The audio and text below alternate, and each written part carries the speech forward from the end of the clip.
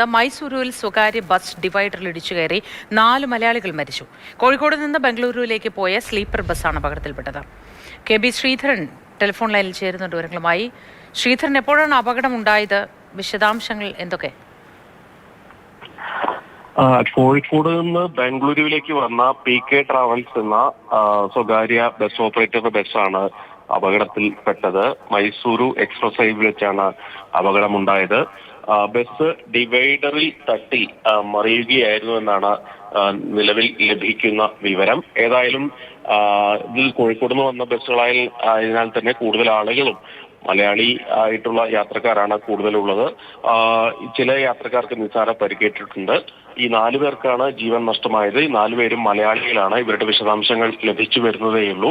ഏതായാലും ബസിന്റെ ഓപ്പറേറ്റേഴ്സ് അവിടേക്ക് സംഭവ സ്ഥലത്തേക്ക് പോയിരുന്നു. നമ്മൾ അവരുമായി ബന്ധപ്പെടുകയൊക്കെ ചെയ്തിരുന്നു.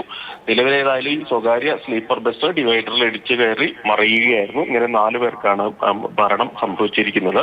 ബസിന്റെ മുൻഭാഗം ഏതാണ്ട് പൂർണ്ണമായും തകർന്നിട്ടുണ്ട്. ആരൊക്കെയാണ് മരിച്ചത് സംബന്ധിച്ച വിവരങ്ങൾ അല്പസമയത്തിനകം തന്നെ ലഭ്യമാകും. ശരി, കെ.ബി. ശ്രീധരനാണ് വിശദവിവരങ്ങൾ പങ്കുവച്ചത്.